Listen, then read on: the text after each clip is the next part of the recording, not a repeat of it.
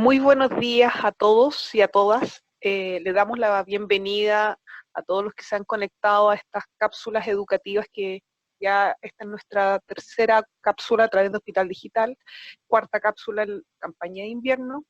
Y como ustedes pudieron ver en el calendario que se les difundió por diferentes vías, hoy nos corresponde la presentación de manejo clínico de infecciones respiratorias agudas en lactantes y niños, y para esta ocasión tenemos como invitada a la doctora Patricia Díaz Amor, médico cirujano de la Universidad de Chile, doctor en inmunología de la Universidad de Edimburgo de Escocia, especialista broncopulmonar, profesora asociada de la Facultad de Medicina de la Universidad de Chile, doctora en fisiopatología del Instituto de Ciencias Biomédicas de la Facultad de Medicina de la Universidad de Chile, coordinadora del Comité Científico de la Sociedad de Enfermedades Respiratorias.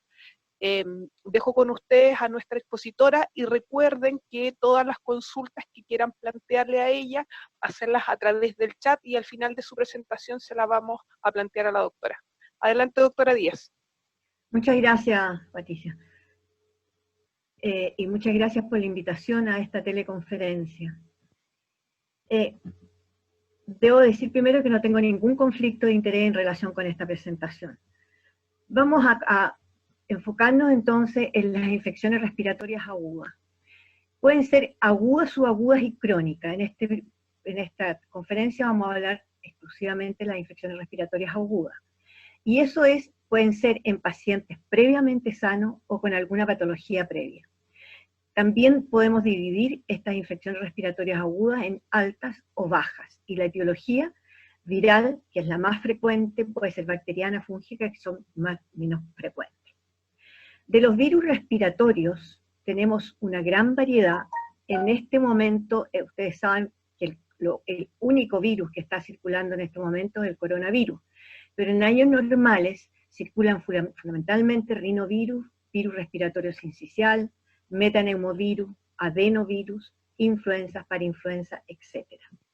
Si ustedes ven en esta pantalla, encontramos que desde el 2015 hasta ahora, hasta el 2019, 20, tenemos siempre un pic que ocurre alrededor de la semana 24 de cada año, que coincide con el comienzo o medio invierno, que habitualmente es dirigido o mantenido por el virus respiratorio sincicial, se acompaña de adenovirus, se acompaña también de influenza, pero con pic bastante más bajos, y influenza A o B se alternan o a veces incluso van juntas, y probablemente tipo agosto va bajando y ya desaparece. Este año, no se puede ver bien aquí por la pantalla, pero este año no está ninguno de estos virus en este momento. Solamente tenemos coronavirus. Ahora, ¿qué es lo que pasa? Hay varias hipótesis que tenemos, no sabemos. Una de las hipótesis puede ser de que como prácticamente hemos estado en cuarentena, por lo menos aquí en Santiago, en gran parte de Santiago, los niños están sin colegio, la forma de transmisión de estos virus ha sido mucho menor, que ya habitualmente los niños se contagian en las salas cunas, en los colegios, y ellos son los que después contagian a los adultos de todo tipo, especialmente grave a veces en los adultos mayores. Y la otra hipótesis que puede existir es que muchas veces cuando aparece un virus, desplaza a los otros virus. Y es a lo mejor lo que está pasando ahora, que el coronavirus ha desplazado a cualquiera de los otros virus. Los virus, ¿qué es lo que hacen? Entran a la vía habitualmente por la nariz, por la cavidad nasal, se insertan en las células epiteliales, entran a las células epiteliales de ellas, ahí causan un proceso inflamatorio de respuesta del organismo para eliminar la infección, y este proceso inflamatorio va a destruir el virus, pero como el virus son intracelulares, destruye también las células del epitelio, de toda la vía aérea, desde donde entra el virus hasta el final de la vía aérea, dependiendo del tipo de virus. La inflamación viral es una inflamación a la cual responde la inmunidad innata, y habitualmente esta inmunidad puede promover la inflamación, aunque la inflamación tiene una función protectora en controlar la infección y la reparación tisular, y puede causar daño, puede causar enfermedad. ¿Qué es lo que hace este proceso inflamatorio? ¿Qué es lo que nosotros nos entendemos? Todos los signos y síntomas que aparecen en una inflamación o en una infección de la vía aérea viral. También puede ser bacteriana, pero en este caso vamos a hablar fundamentalmente de las reacciones virales. En la inflamación hay dos componentes fundamentales. Una que es la reacción vascular, que se produce vasodilatación, y ahí tenemos la congestión y la salida de líquido del intravascular al extravascular, tenemos edema, hay hiperemia, y también la reacción celular, en el cual salen las células. Generalmente estas células son neutrófilos, que son los primeros células que van a ir a fagocitar y destruir el agente agresor. Los signos y síntomas de inflamación fundamentalmente están dados por la fiebre, la tos, coriza, expectoración, que son característicos prácticamente de todas las infecciones respiratorias. ¿Qué ocurre con esta inmunidad innata? El virus entra, activa a las células epiteliales y también algunas células de la vía aérea, como son los macrófagos, las células dendríticas. Esto induce a la producción de citoquinas, que están tan de moda ahora con el coronavirus, por esta hiperreactividad de citoquinas que se produce.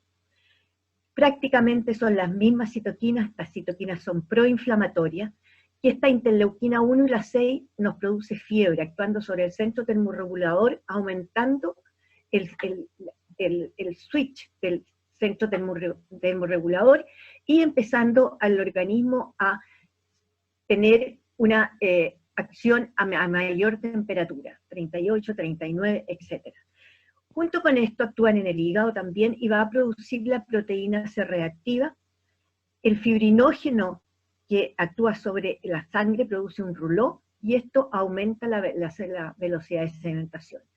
Y ahí tenemos entonces todos los parámetros de laboratorio que habitualmente uno pide: proteína C reactiva y VHS. También estas interleuquinas van a actuar sobre la médula ósea, atrayendo y haciendo mayor producción de neutrófilos. Los neutrófilos, aunque son células que nos están defendiendo, que sirven para fagocitar fundamentalmente, también son pequeñas bombas de células, bombas de lisocimas y otras enzimas y proteínas que van a producir daño endotelial.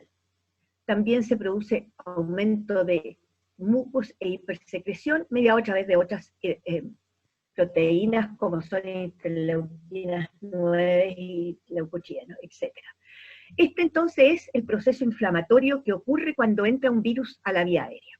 Pero una de las características más importantes que nos toca ver a nosotros, que vemos, yo que me dedico prácticamente a ver solamente patología respiratoria, es la tos.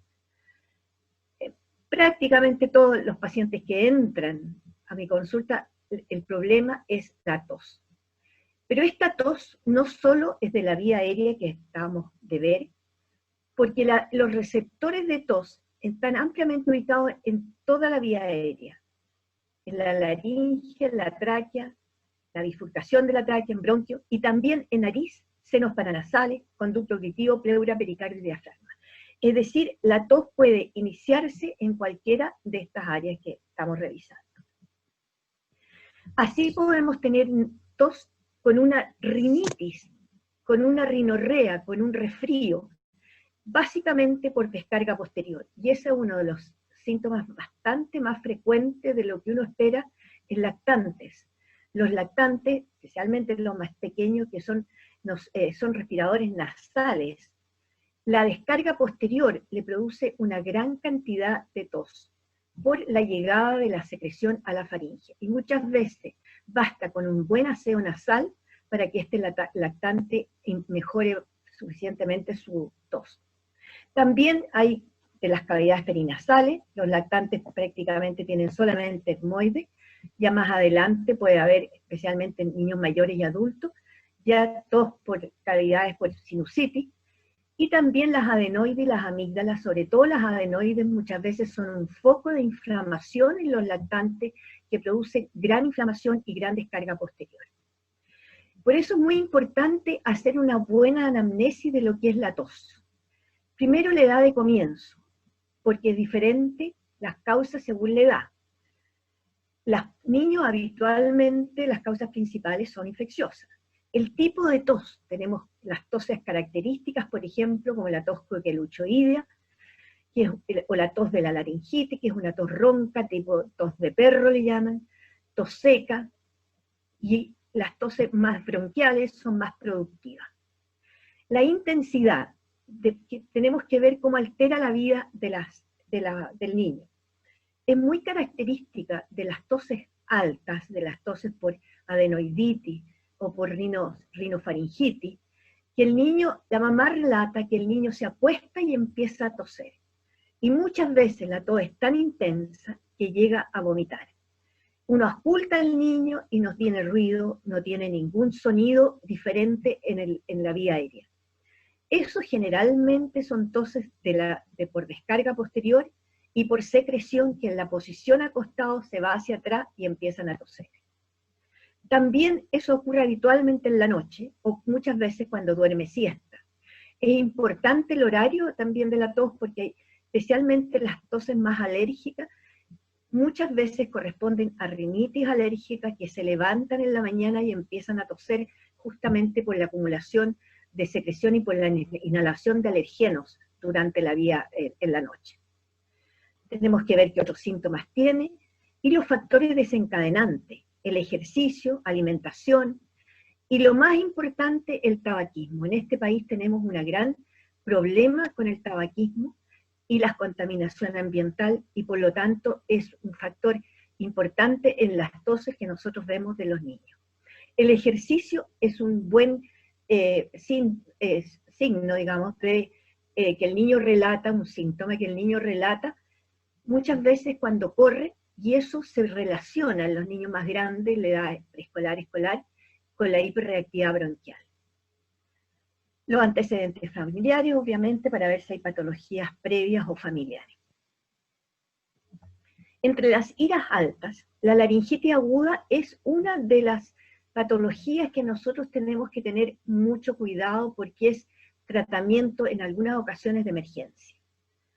Las hemos dividido, se dividen normalmente en tipo 1, grado 1, que es una disfonía, el llanto es ronco, tiene un leve exterior inspiratorio, se siente más cuando el niño llora, pero que realmente no altera en la vida normal de un niño. El grado 2, ya tenemos una disfonía con un exterior inspiratorio en reposo y en llanto.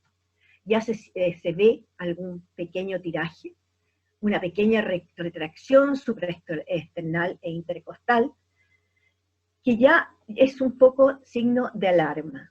El grado 3 ya es disfonía con un estrior permanente, uno escucha al niño, tiene un tiraje intenso, o sea, entra a la consulta y uno escucha al niño que está sonando, por así decirlo. Tiene una polimnia intensa, ya tiene muchas veces signos de hipoxemia, y ya el grado 4 es cuando todos estos síntomas están más acentuados, y tiene ya cianosis, un componente de conciencia, somnolencia, que es un niño que ya en el grado 3 hay que enviar a hospitalizar. El tratamiento, afortunadamente, la mayoría son grados 1, grado 2 que estamos viendo en este momento. El virus más corriente son los parainfluenza, que vienen en cierta temporada, y el tratamiento es sintomático, reposo en cama, dentro de lo que se pueda. Me refiero a un niño, si es un lactante, hay que tenerlo sin cambios mayores de temperatura, en 1 o 2 piezas, de tal manera que se mueva de esta manera. Tiene que tener un régimen blando, fraccionado, si es necesario antipirético, si es necesario se puede poner en la consulta una atmósfera húmeda, y observar más bien la sintomatología respiratoria. Ya al grado 2 ya sería importante colocar un halo con medioambiental y ya usar, en este caso, corticoides. Preferentemente, volviendo, intravenosa puede ser, o intramuscular, o prednisona, que puede enviar para la casa con 1 o 2 miligramos por kilo de peso. Si no hay respuesta frente a este tratamiento, idealmente usar nebulizaciones con adrenalina racémica y repetir de cada 20 minutos por un máximo de 3 veces, solo si se mantiene, si es necesario. Si se produce rebote, hay que manifestarle a la madre, y esto muchas veces, después de las 2 horas, incluso en la noche, puede volver a tener esta sintomatología. Si no hay respuesta frente a este tratamiento, de indicación de hospitalización y vigilancia durante el traslado. La laringitis es bien engañosa, y yo creo que fue una de las primeras cosas que aprendí cuando estaba empezando a hacer mi trabajo de policlínico. Una mamá, lo recuerdo, esas cosas que a uno no se le olvida nunca más, una mamá llegó un día con una laringitis, un niño una laringitis leve, lo mandé con las indicaciones propias a la casa, y al otro día llegó muy enojada conmigo, y me dijo que por culpa mía el niño había tenido que ir en la noche a urgencia. Desde esa fecha siempre le digo a la mamá que esté ahí viendo, porque el niño puede agravarse en la noche, y que realmente en ese caso tiene que primero sacarlo al aire. Muchas veces basta con el aire frío es vasoconstrictora, y lo principal que hay en las laringitis es el edema de la vía aérea laringotraqueal, y este edema, entonces, con el aire frío muchas veces se produce vasoconstricción y mejora sustancialmente.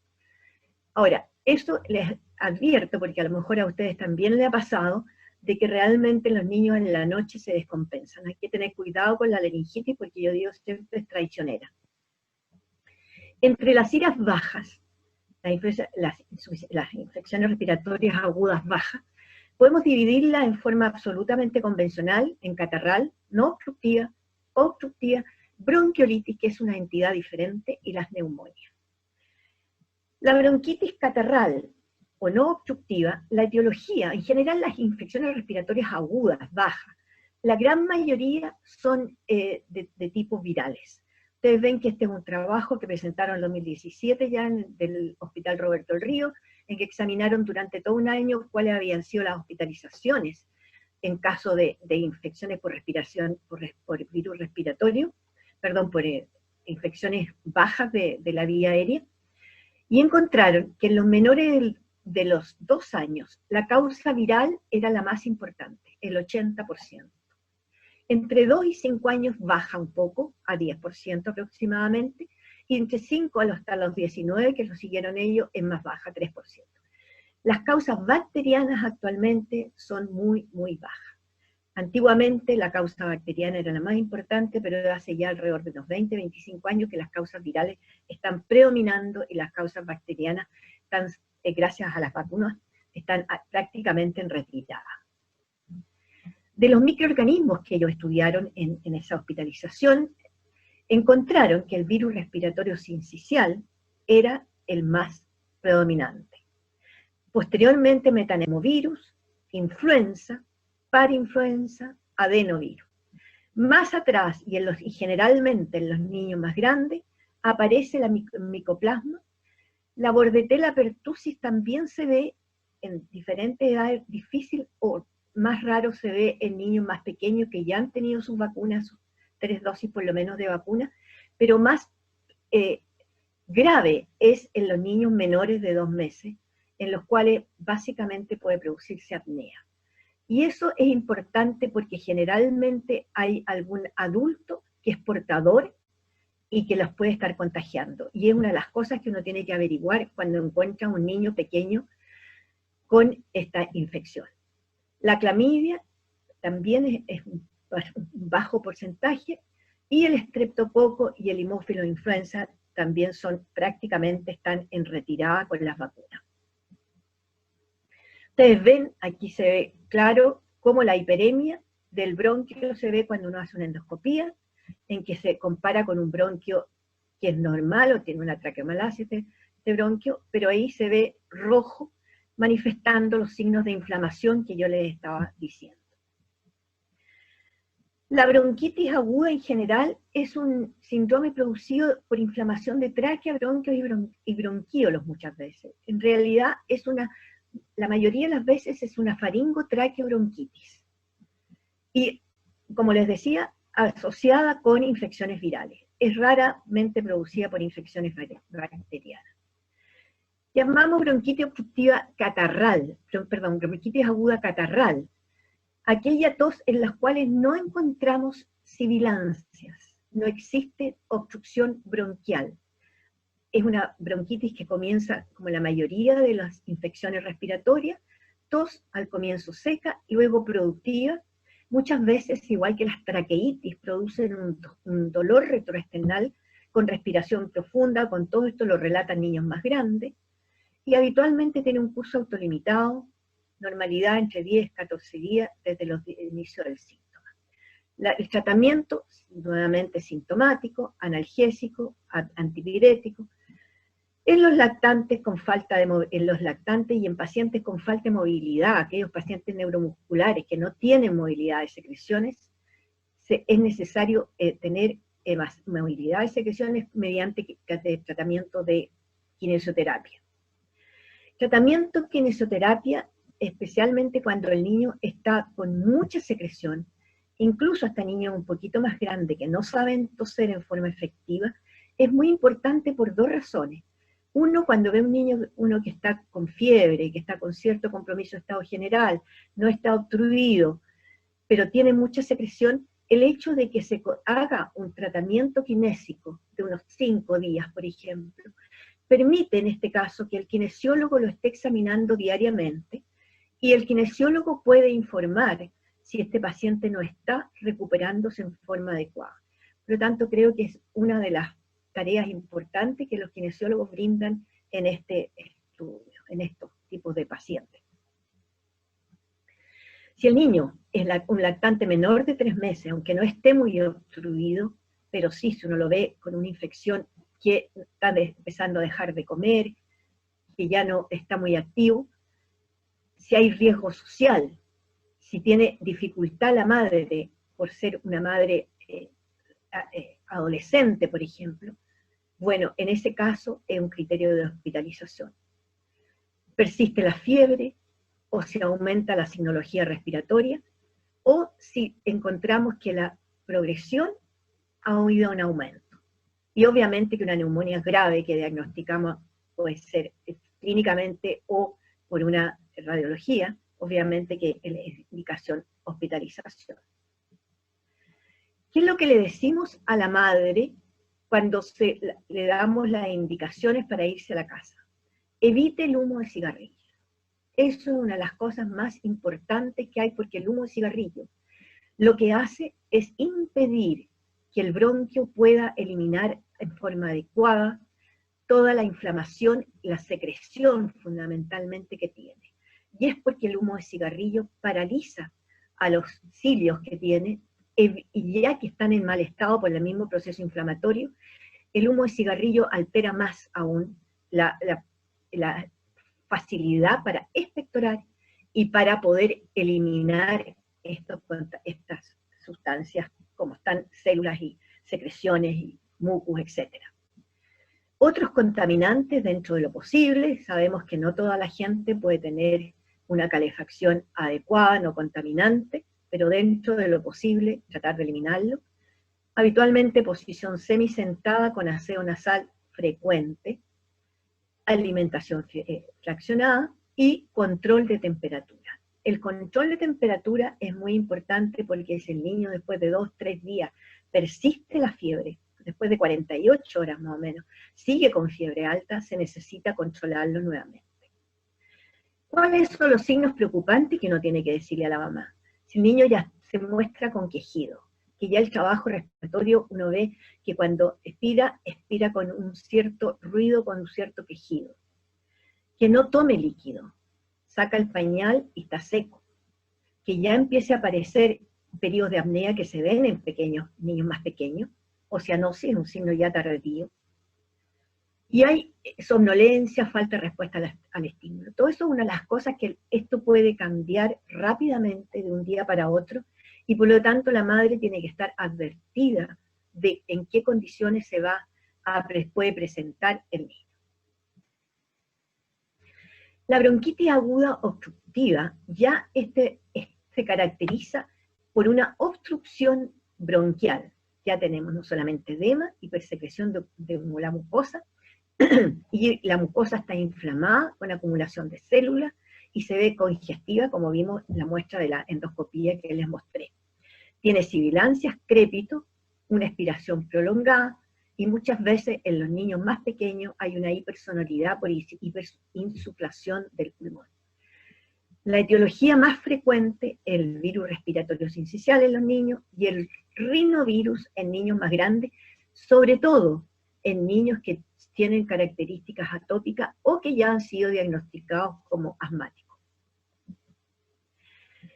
Podemos tener en la consulta el puntaje de TAL, que ha sido modificado, que está en las guías clínicas que ustedes tienen del MinSal, y que podemos, según guiarnos por esas guías, que vamos a calificar esta obstrucción leve, que tiene un puntaje menos de 5, es decir, tiene una frecuencia respiratoria un poco más alta, no tiene sibilancia, no tiene cianosis, no tiene uso de musculatura. Menos de esto, ya cuando aparece alguno de estos signos, por ejemplo, al final de la inspiración con fonendoscopio, ya podemos empezar a considerarlo que ya tiene 5 síntomas, tendríamos que sibilancia ya tendría 5, 3 signos de arriba, 4 acá, y muchas veces podemos ver cianosis. Y lo otro que nos ayuda también es medir la saturación de oxígeno a través de un oxímetro. Eso lo podemos hacer, y en este momento, signo de hospitalización, habitualmente en las urgencias se considera una saturación de oxígeno bajo 93%. En otras partes, en guías españolas, americanas, consideran 92% de saturación. Ya cuando esto aumenta, ya tenemos una obstrucción moderada, severa, se empiezan a ocultar ya sibilancia y el niño suena prácticamente casi sin fonendoscopio. Ya eso es indicación de enviarlo a hospitalización. Muchas veces ocurre que unas indicaciones, por ejemplo, la bronquitis obstructiva aguda, muchas veces ocurre que cuando hay mucha secreción,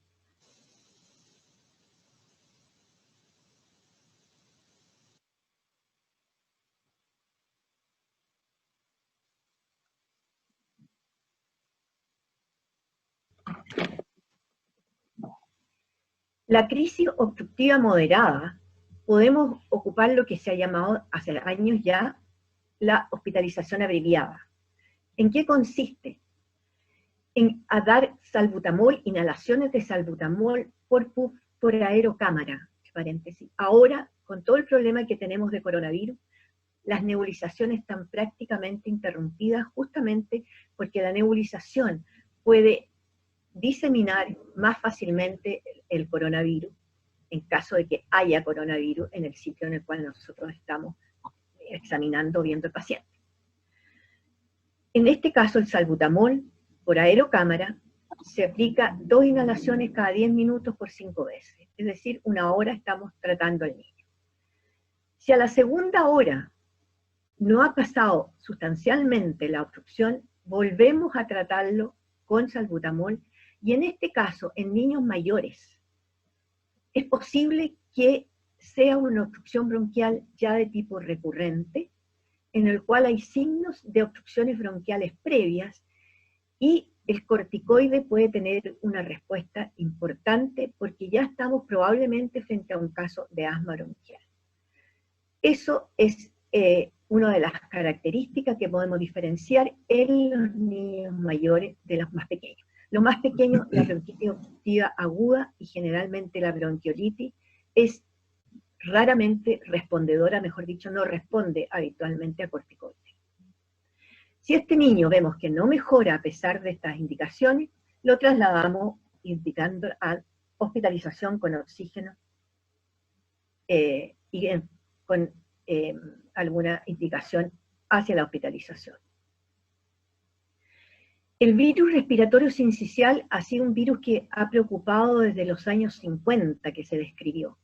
Es un virus bastante epidémico, como les mostraba en las primeras diapositivas, aparece todos los años, excepto este año que no ha aparecido, y produce, ustedes ya saben, prácticamente este virus se anuncia por televisión, de que ya llegó el virus respiratorio sincicial, y se producen cambios en toda la dinámica de los hospitales, justamente como está ocurriendo ahora, se suspenden las cirugías y se dedican camas para esta emergencia.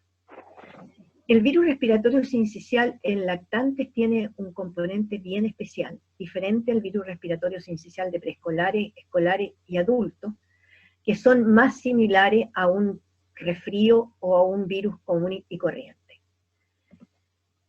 La bronquiolitis es una entidad diferente, por eso se tiende a separar del resto de las bronquitis agudas obstructivas. Y aquí en Chile se define como el primer episodio de sibilancia en un lactante menor de 12 meses. En general, en las guías españolas, en las guías americanas, en las guías británicas, es siempre el primer episodio de sibilancia en un lactante.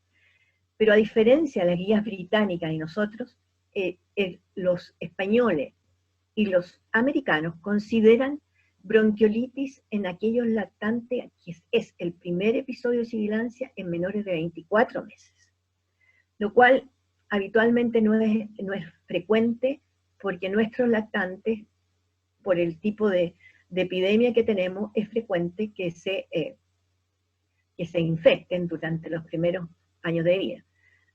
Definitivamente los niños que van hasta la cuna, por ejemplo, son niños que se infectan 8 o 10 veces al año, no obviamente con bronquitis obstructiva, pero sí muchas veces con bronquitis, con faringobronquitis, bronquitis catarral, y que es parte de cómo forman su inmunidad los niños. Ya segundo año ya disminuyen, pero todavía persisten las bronquitis o las infecciones respiratorias menos frecuente, pero también recurrente y con menos sintomatología. La bronquiolitis, sin embargo, es esta entidad que es una infección caracterizada por inflamación, edema y necrosis. La bronquiolitis lo que tiene es que destruye todas las células epiteliales que revisten la vía aérea pequeña, aumentan la producción de mucus y por lo tanto tapando prácticamente los bronquios. Por eso es frecuente que al tapar un bronquio, muchas veces estas infecciones dejan como secuela las atelectasias, que generalmente ceden, pero es frecuente verlas aparecer. Habitualmente comienza como un resfrío común, con romadizo, la rinitis, tos, y posteriormente empieza taquipnea y aparecen las sibilancias, los crépitos, y a medida si esto agrava, el uso de musculatura accesoria y aleteo nasal. La bronquiolitis, a pesar de causar tanto estrago, es una infección que es relativamente tolerada. De hecho, solamente entre el 2 y en algunos países el 3% de los pacientes se hospitalizan. La gran mayoría de los pacientes la puede hacer en su casa, un tratamiento en casa. La etiología viral, de preferencia, el virus respiratorio sincicial, y algunos de estos otros virus como rinovirus, parainfluenzas, metaneumovirus, adenovirus, coronavirus, los otros coronavirus, no el SARS, y esto es lo habitualmente que se presenta en esta época epidémica. ¿Qué es lo que ocurre en los bronquíolos? Los bronquíolos son estas imágenes pequeñas que están prácticamente relacionadas con el alvéolo. En los pequeños, acuérdense que no se han completado el desarrollo de la cantidad de alvéolos que uno llega a tener de adulto, que son 300 millones de alvéolos. En cambio, en los niños esto es mucho menor, todavía persisten el desarrollo del alvéolo, y el bronquíolo prácticamente forman una sola unidad entre bronquíolo y alvéolo. Cuando esto se tapa, se obstruye, el paciente lo que tiene que hacer es aumentar su trabajo respiratorio. Normalmente en la inspiración el diafragma baja, aumenta de tamaño el tórax, se expande y se produce la presión negativa, que es la que expande el pulmón. Y en la expiración el diafragma sube y se produce entonces la contracción, aumenta la presión aumenta la intrapleural, y se produce entonces la salida del aire, que acuérdense que los gases se mueven desde los sitios de mayor presión a los de menor presión. ¿Qué ocurre cuando esto está obstruido? Ocurre que no se alcanza a expirar en forma adecuada, y para la expiración tiene que hacer una contracción tanto del diafragma como de los músculos intercostales. Y por lo tanto, se va produciendo una hiperinsuflación. El aire entra, pero no puede salir. Sale parte del aire. Y por eso uno ve a un niño pequeño, 3 meses, 6 meses, que está hiperinsuflado. Hay una hipersonoridad cuando se palpa.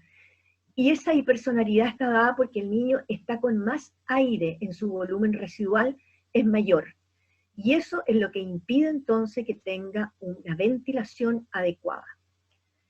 Esto va a producir unos signos muchas veces de llegar a una bronquiolitis aguda grave, que es lo que uno tiene que advertir, porque muchas veces la bronquiolitis en las primeras 24, 48 horas no se ven realmente enfermo el niño, pero sí al avanzar los días puede llegar a la apnea, al quejido que veíamos con la sintomatología de la bronquitis aguda obstructiva, aleteo nasal, taquipnea, cianosis. Ya la cianosis es cuando la saturación está por debajo de los 93% de respirando aire ambiental. Irritabilidad, decaído, signos de hidratación. Cuando uno lo tiene enfrente en la consulta, que está atendiéndolo, antes de evaluar es posible realizar algunas maniobras para tratar de aspirar las secreciones.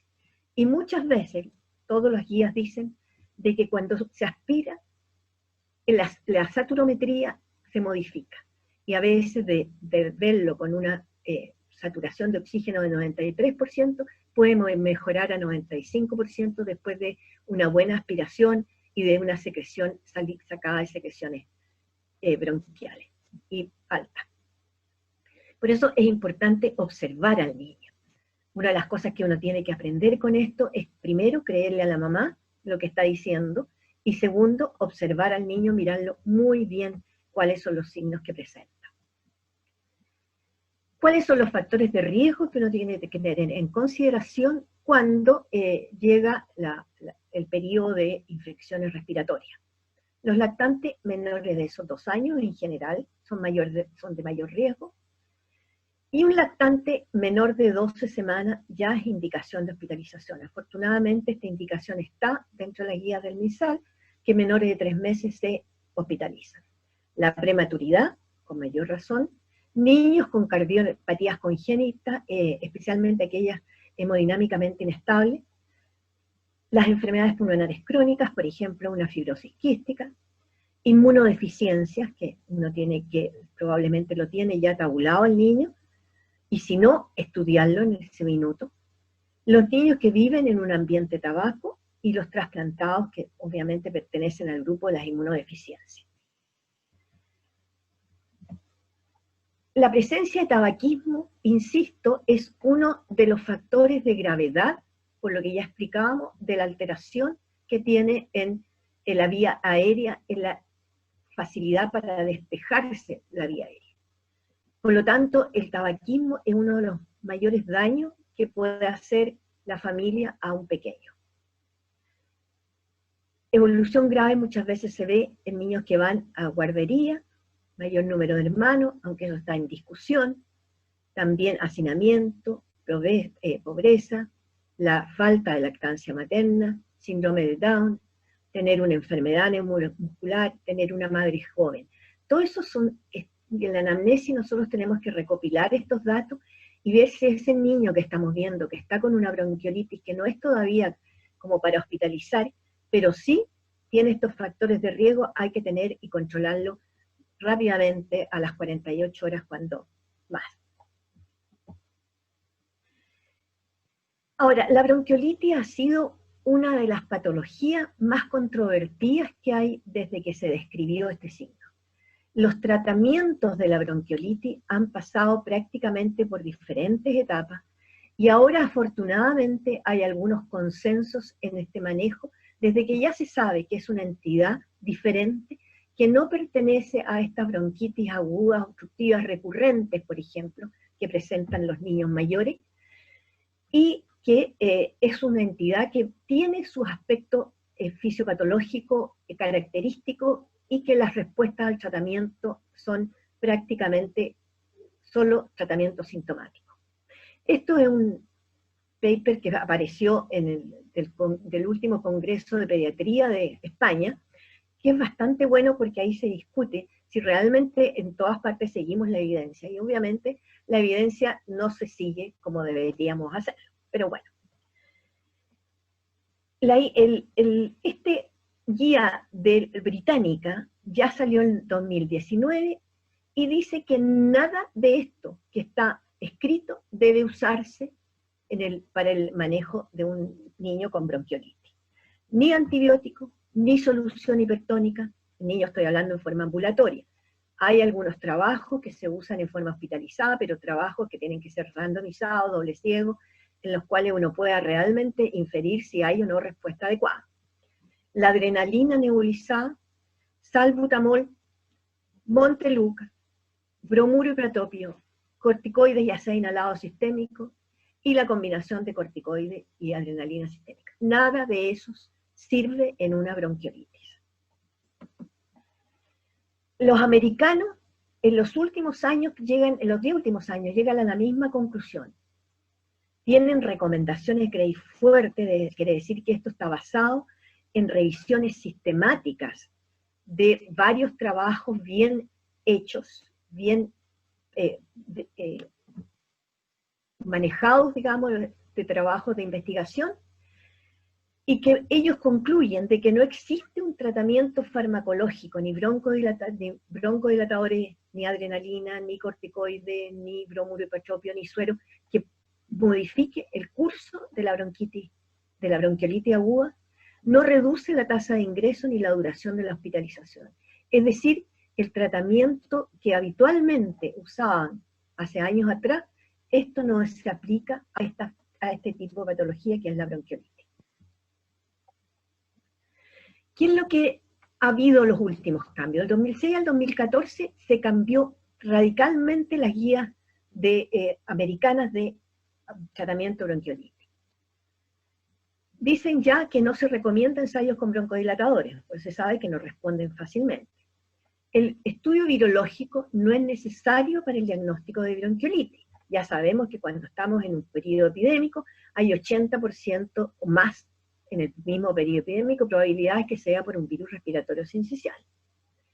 Tampoco se recomienda la medición continua de saturación de oxígeno, basta con verlo y después, a las horas, si es que tratamos cuando lo enviamos a casa, podemos llevarlo con una saturación de oxígeno previa. ¿Por qué no se recomienda que a cada rato esté? Porque es cambiante. La saturación de oxígeno en la bronquiolitis se ha visto que se movilizan secreciones y la saturación de oxígeno cambia. Las cánulas de alto flujo, no existen evidencia para que realmente se usen. Ahora ustedes la han visto usada fundamentalmente en los pacientes con COVID, pero es otro caso cuando hay una hipoxemia muy grave y ya en pacientes obviamente hospitalizados. Y las nebulizaciones con suero hipertónico no son recomendadas en sala de emergencia.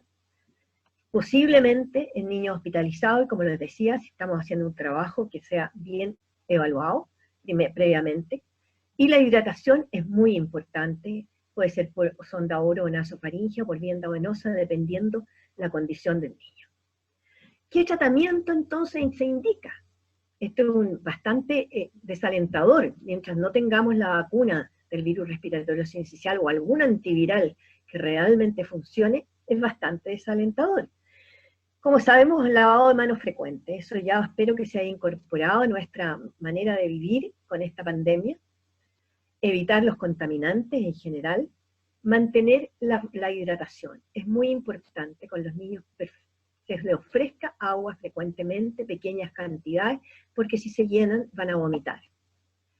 Lavados nasales, posición semisentado, y explicarles fundamentalmente a los padres de qué se trata esta enfermedad y cuándo tiene que ir a consultar o acudir a urgencia en caso que el niño empeore. Ya hemos visto ya las indicaciones anteriores, que los padres deben de estar al tanto de qué es lo que está ocurriendo y por lo tanto fijarse en las posibles complicaciones o signos de gravedad que aparezcan en el niño. Ahora, hay evidencia que es insuficiente si son factores de riesgo. También se ha estudiado algún agente etiológico. Si es el virus respiratorio sincicial, peor que el parainfluenza, cuando uno diagnostica bronquiolitis puede ser exactamente igual de grave. Se ha estudiado si los diferentes tipos de virus respiratorio sincicial, el A o el B, se ha relacionado con más gravedad, tampoco. No se ha llegado a ninguna conclusión. Una carga viral en virus respiratorio faringio, del virus respiratorio sincicial en la faringe, aspirado a su faringe, tampoco eso está discutido. Hay autores que dicen que a medida que aumenta la carga de virus, puede hospitalizarse con mayor probabilidad.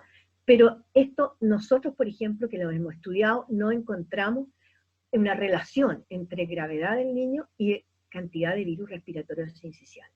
Hay algunos polimorfismos genéticos que se están estudiando que podrían ser indicadores, y en nuestra opinión, pero esto es mi mera opinión, es que esto fundamentalmente depende de la respuesta inmune del niño.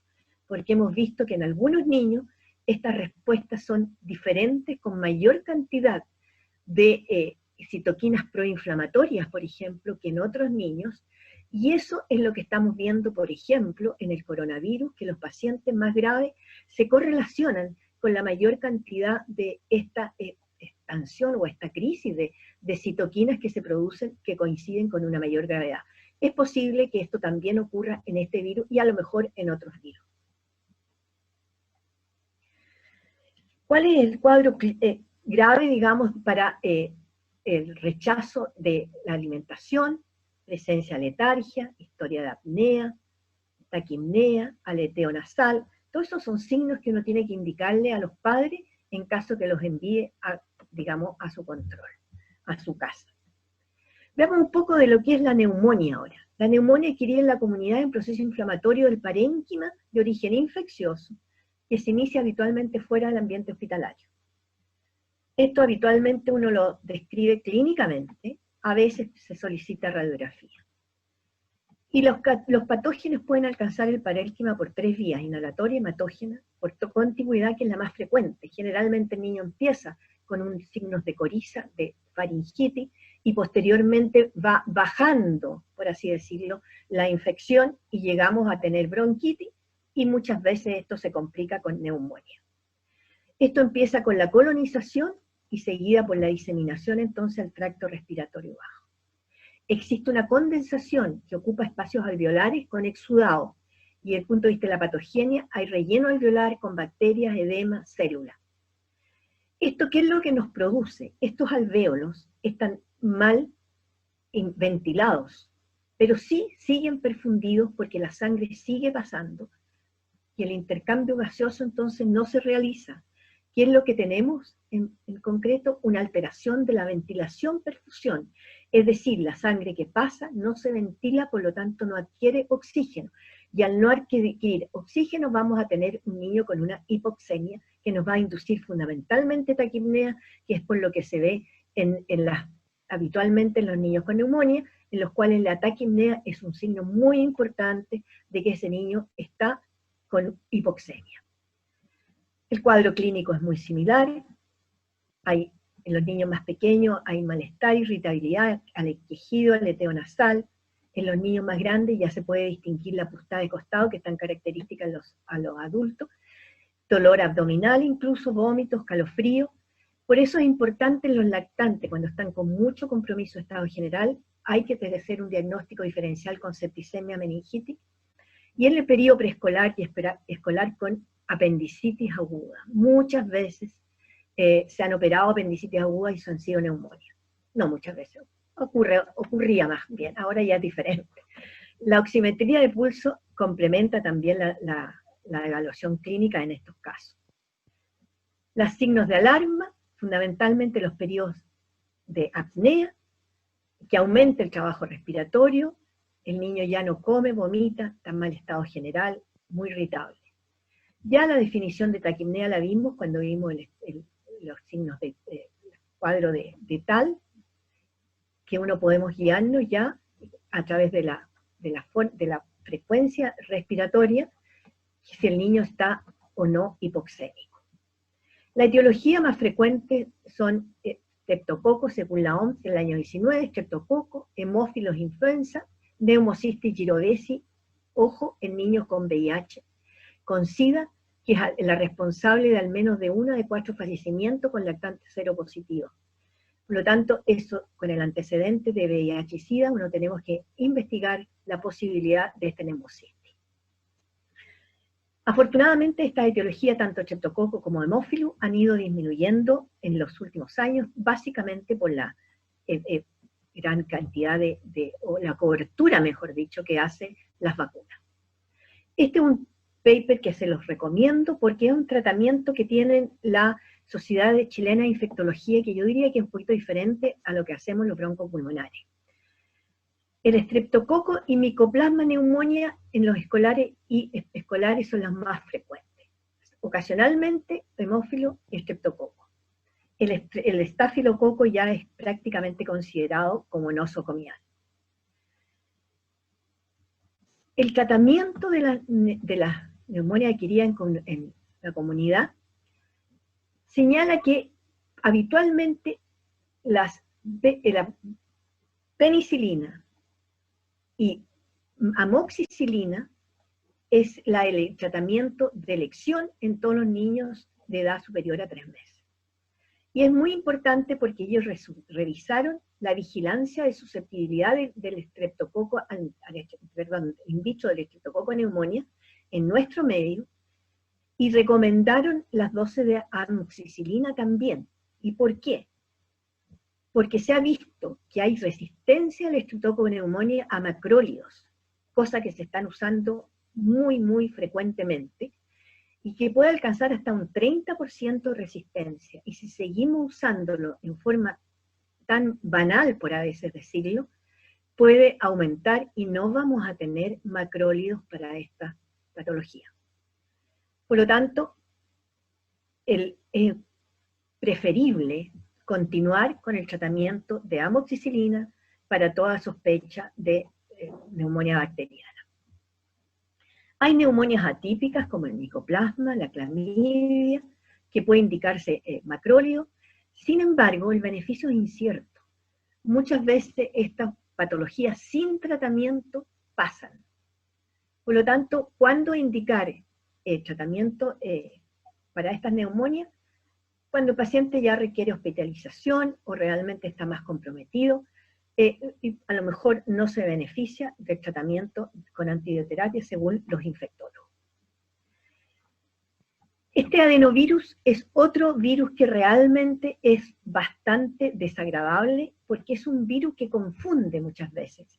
Afortunadamente vienen ciertas epidemias, o sea, afortunadamente no, pero me refiero que uno ya sabe más o menos si el adenovirus está presente o no está presente en el ambiente. ¿Y eso por qué? Porque depende del adenovirus, es que la patología que vamos a tener, faringitis aguda, fiebre faringoconjuntival, infección respiratoria aguda que se da en adultos, neumonía en los niños, queratoconjuntivitis, síndrome coqueluchoideo, gastroenteritis. Es decir, hay bastante patología que se produce en los lactantes por este tipo de adenovirus que es muy desagradable y dura más. Son pacientes que no están solamente 10, 14 días, sino que persisten a veces con probablemente 3 semanas, 4 semanas, muchas veces se sobreinfectan. Entonces es una patología que hay que tener presente cuando es un adenovirus. Otro punto que no es importante, pero que lo vamos a ver rápidamente porque ya estoy pasándome de la hora, es algo que se discute mucho, que es la relación entre la bronquiolitis y el asma bronquial.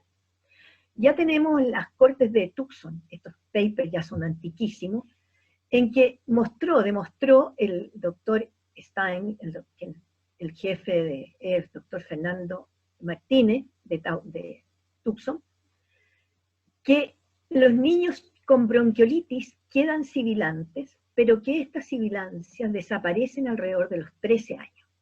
Y no tiene relación ni con el desarrollo de atopia, o sea, el virus no aumenta la probabilidad de desarrollar atopia, ni con infecciones respiratorias graves bajas. Ahora, este grupo de pacientes generalmente fueron muchos ambulatorios, no todos tenían infecciones respiratorias agudas bajas. Estos grupos los siguieron, de hecho lo está siguiendo hasta ahora. Ya hay pacientes de cerca de 40 años que están siendo vistos. ¿Y qué es lo que dedujeron de estos seguimientos? Los que presentaron una infección respiratoria aguda baja por BRS y eran fumadores activos tenían 1,7 veces más probabilidad de tener asma que los no fumadores. Los que no habían tenido infección respiratoria baja por periodo respiratorio sincicial no tenían más riesgo de asma que por el cigarrillo. Por lo tanto, esto para la posteridad es importante contemplarlo y verlo. Ojalá que todos los pacientes mayores y más adultos supieran si tuvieron una infección respiratoria aguda baja por virus respiratorio sincicial, cosa que cuando uno conversa con los adultos dicen que no saben realmente si lo tuvieron o no. Pero es importante tenerlo. Sin embargo, hay otro grupo, el de Sigurds, de Finlandia, que este grupo ha seguido también sobre 18 años los pacientes. Y aquellos niños eran todos niños seleccionados. Hicieron una bronquiolitis por virus respiratorio sincicial. Estos pacientes tuvieron mayor asma que los que no hicieron bronquiolitis, 39% versus 9%, y tenían mayor sensibilización alérgica. Tenían una función pulmonar reducida, con o sin asma aquellos que hicieron una infección por virus respiratorio sincicial. Es decir, hay algunas características de los niños graves, especialmente aquellos que tienen antecedentes de atopia, niños que tienen dermatitis, por ejemplo, atopia familiar, pacientes relacionados con asma bronquial, ya sea padres, incluso hasta abuelos, que es posible que este virus respiratorio sincicial pueda más adelante ser un factor de ayuda a que desarrolle la atopia y desarrolle el asma bronquial. ¿Qué ocurre con estos niños? En la infancia hay un grupo de niños que han ido seleccionando y siguiéndolos hasta los 14 años. Son varios de estos seguimientos que están en marcha actualmente. Y los niños que, por ejemplo, tuvieron una infección respiratoria de la época de preescolar, hicieron infecciones respiratorias recurrentes más bien, probablemente alrededor, antes desde el nacimiento hasta la edad de la infancia, tienden a desaparecer. Es algo que nosotros vemos en la clínica, que los niños, especialmente aquellos que van hasta la cuna, hacen infección respiratoria los 2 primeros años, bastante más frecuente, algunas obstructivas, otras no, pero tiende a desaparecer a los 3 años. Hay otro grupo de niños que no tienen o hacen infección respiratoria, pero sí persisten con este proceso inflamatorio. Es alrededor de un 7%. Otro grupo de niños es el que no tiene problemas durante los primeros años de vida, pero sí se comienzan a aparecer en la edad preescolar. Esos ya están calificados como asmáticos. Prácticamente niños que ya empiezan con sibilancia recurrente a los 3 años, claramente son asmáticos. Y otro grupo de niños que es el que remite alrededor de los 3 años.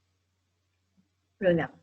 Estos diferentes fenotipos de pacientes son los que nosotros vamos a tener que tener cuidado para poder ver a qué grupo pertenece. Y esos son los niños que vamos a calificar como asmáticos y vamos a tener que tratarlos como asmáticos. En un trabajo que tuvimos nosotros, esto se lo digo en 2 palabras, prácticamente los niños que estuvieron hospitalizados tenían un grupo mucho más frecuente de padres que fumaban. Es decir, la cantidad de cigarrillos que fumaban en la casa fueron bastante más frecuentes en aquellos niños que tuvieron un virus respiratorio sincicial y estuvieron hospitalizados comparados con los niños que no estuvieron hospitalizados. Por lo tanto, en nuestro medio que vivimos nosotros se relaciona mucho a las sibilancias, son por contaminación intradomiciliaria por tabaquismo del padre. No hay mayor cantidad de atopia, que es un poco parecido a los grupos que obtuvieron en otros grupos. Básicamente, ¿qué es lo que pensamos nosotros ahora entonces?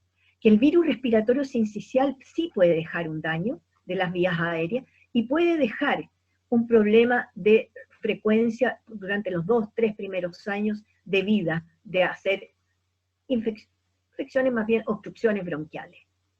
En cambio, el rinovirus, se lo digo porque es importante, porque este virus aparece ya en la edad preescolar, escolar, y este rinovirus es uno de los signos, de los gatillantes, o de los que exacerba la crisis obstructiva en niños asmáticos. Eso ya está totalmente aceptado, y por lo tanto, determinar que un niño ha hecho una obstrucción bronquial por rinovirus es un factor para decir, este niño es probablemente un asmático. Muchas gracias por la atención, creo que me pasé, pero si tienen preguntas, encantada por responder.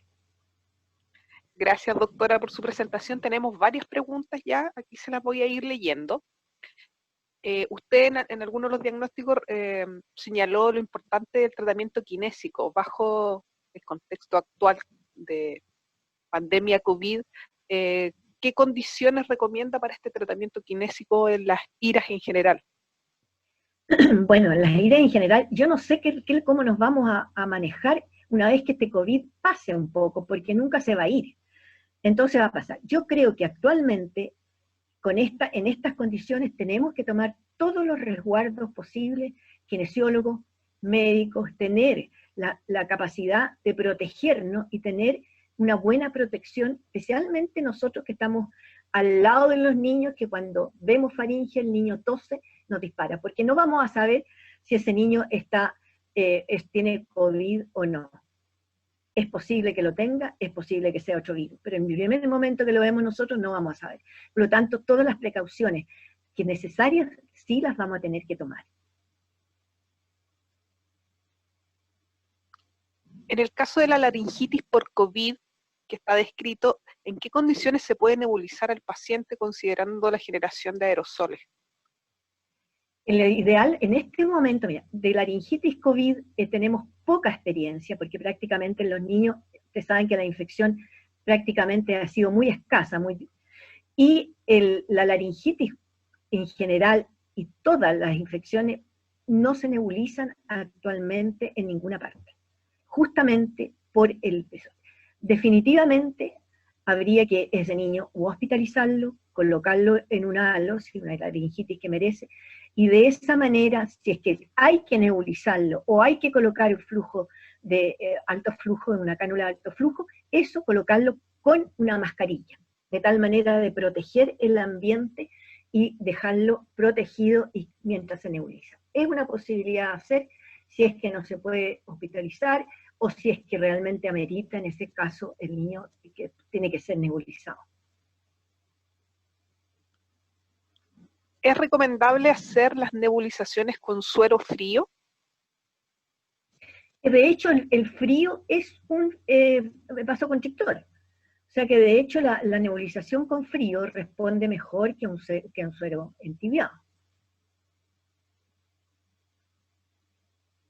A propósito de saturómetros, ¿recomienda su uso para tomar decisiones versus signos clínicos, considerando que el saturómetro tiene baja sensibilidad? Exacto. Yo creo que la decisión es clínica. El saturómetro puede ayudar, pero la decisión normalmente es clínica. Y lo que vimos, por ejemplo, que muchas veces con pequeñas maniobras la saturometría se modifica. Por lo tanto, no es un criterio que uno diga tanto para inmediatamente se hospitaliza. No. Tiene que tener todo el aspecto clínico y social también de ese niño para decidir la hospitalización. ¿Cuál es la sugerencia en el algoritmo de intervención en crisis obstructivas moderadas en pacientes entre 3 y 5 años? Esa es la que está diseñada tal, que también puede ser las inhalaciones con salbutamol, 2 inhalaciones, y eso puede correr incluso para niños más grandes, hasta 10 años, 12 años. Cuando uno ve una crisis asmática, por ejemplo, sí, junto con corticoides en la crisis asmática, se hace la nebulización, 2 inhalaciones cada 10 minutos por 5 veces, se espera. Mientras tanto, probablemente el corticoide va a empezar a hacer efecto y va a tener un factor positivo y que no necesite su hospitalización. ¿Adecuación de tal con valores de saturometría? No tengo información al respecto. No hay información al respecto, no hay una correlación real de que tal va a tener tal. Es más probable que la saturometría esté abajo ya con una cantidad, digamos, con un puntaje de tal de alrededor de 7, 8. Ahí probablemente vamos a tener una saturometría menor. Pero mejor que el puntaje de tal con saturometría, se describe para la hipoxemia más que todo la taquipnea. Porque ya la cianosis es un signo tardío, pero la taquipnea es muy, muy importante. ¿Hasta qué edad se considera prematurez como factor de riesgo respiratorio? Bueno, un niño que nació de peso extremo, maduro, normalmente todo el primer año, incluso los tratamientos se dirigen hasta el segundo año. Pero el niño ya que nació de término, que no ha sido prematuro, los 3 primeros meses son los más graves, los más problemáticos, por así decirlo, para poder manejarlo, y de hecho la bronquiolitis tiene indicación de hospitalización, o una bronquitis obstructiva severa tiene indicación de hospitalización.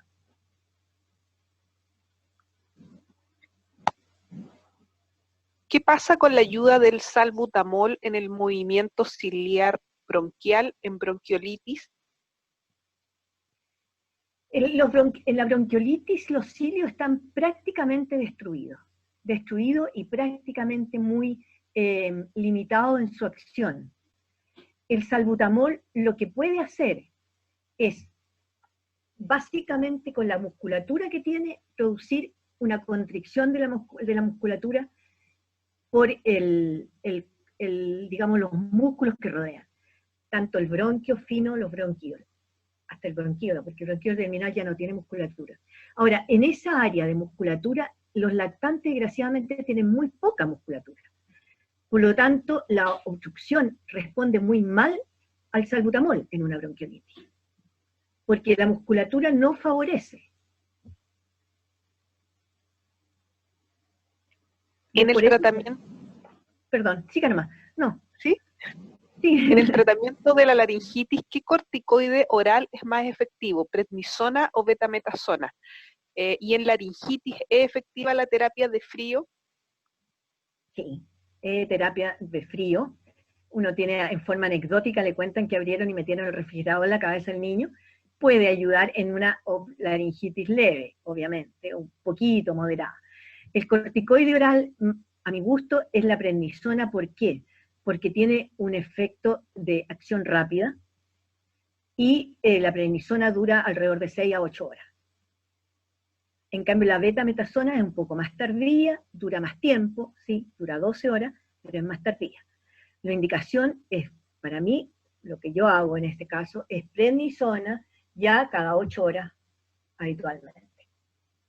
Y en dosis no muy altas, porque he visto que en lactante de repente usan dosis tremendamente altas, con 1 miligramo por kilo de peso, 10 miligramos de prednisona al día es suficiente. En bronquitis en niños se ha indicado salbutamol y bromuro de hipatropio intercalados. Antes se indicaba combinado. ¿Es efectivo esa indicación? Es efectivo en algunos niños. Y como en todas las cosas en medicina, la respuesta a los fármacos es muy individual. Yo he tenido pacientes asmáticos, por ejemplo, que responden mucho mejor al hipatropio, al bromuro hipatropio, que al salbutamol.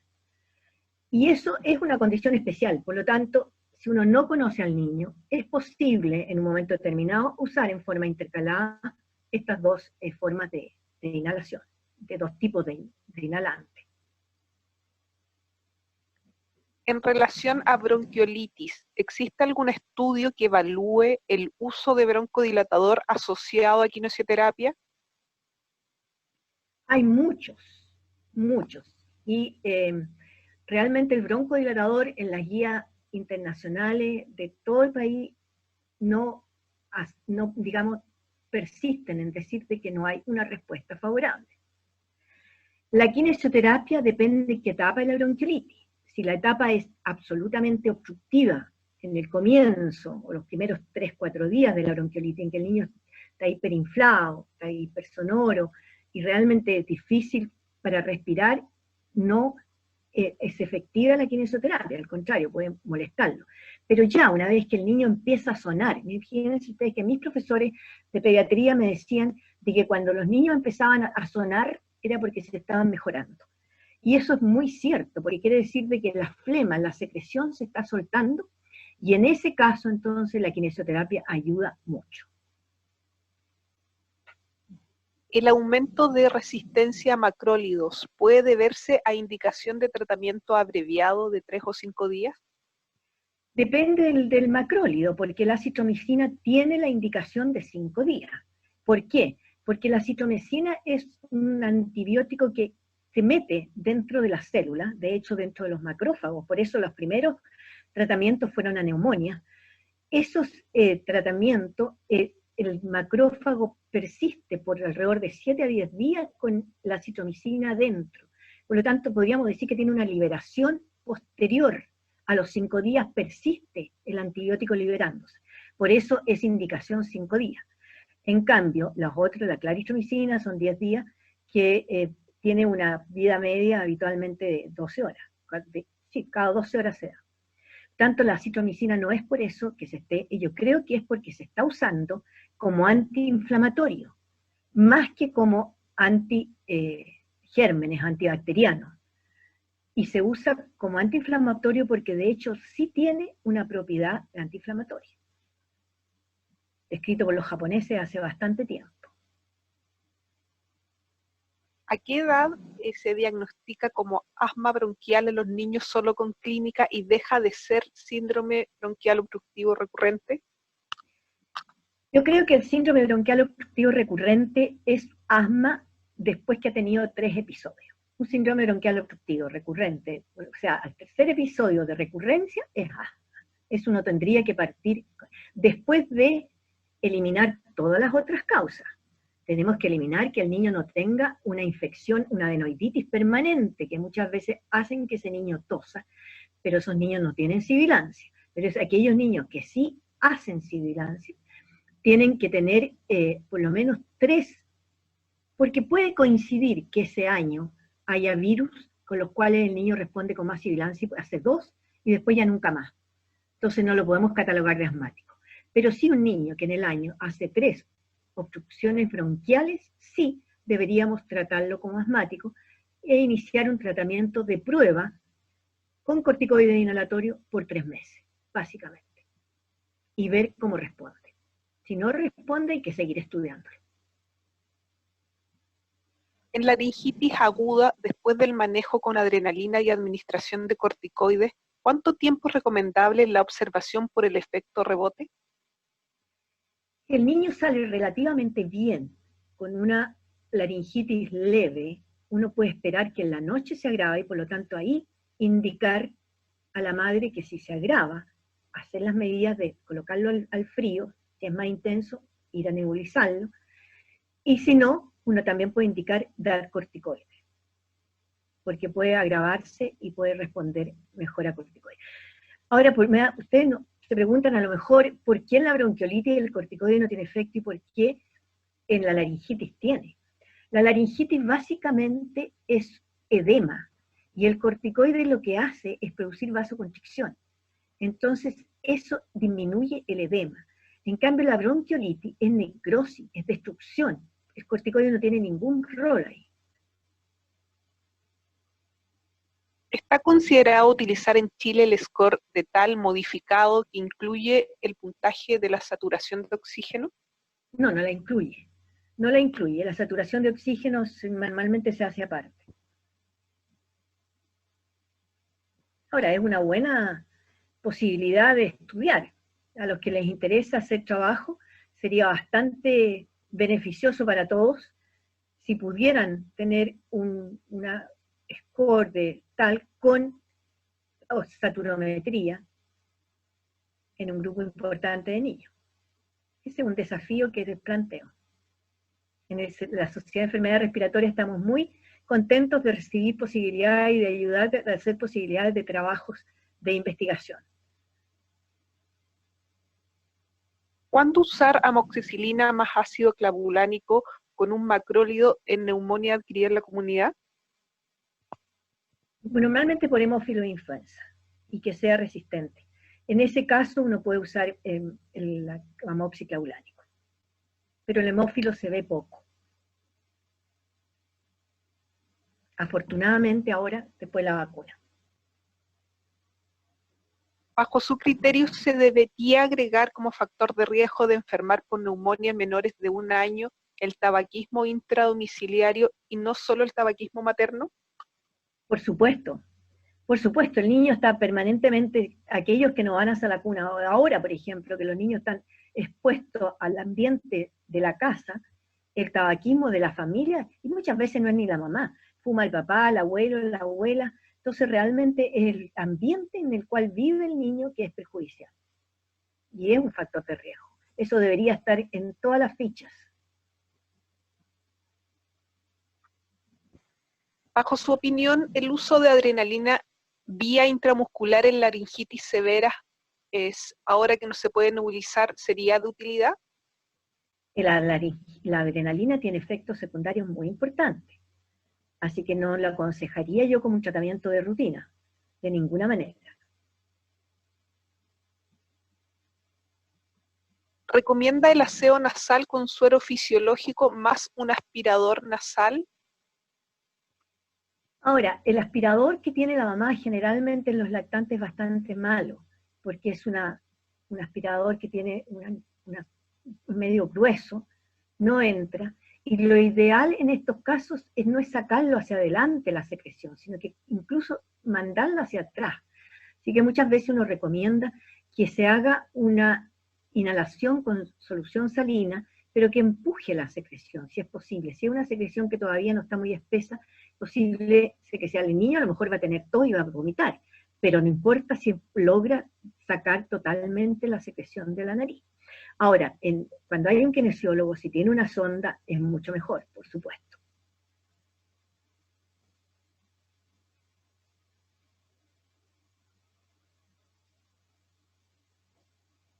Me parece que hemos contestado, doctora, ya todas las preguntas que han planteado por el chat. Así que solo me queda agradecer su excelente presentación y decirle a los asistentes que esta presentación está grabada en el canal de YouTube de Hospital Digital, así que también lo pueden volver a revisar por esta vía. Así que muchas gracias a todos los asistentes por su participación y su interés, y los dejamos invitados a nuestra próxima cápsula educativa el próximo jueves, a esta misma hora, a las 9 de la mañana. Muchas gracias a todos. Y gracias a ustedes por invitarme.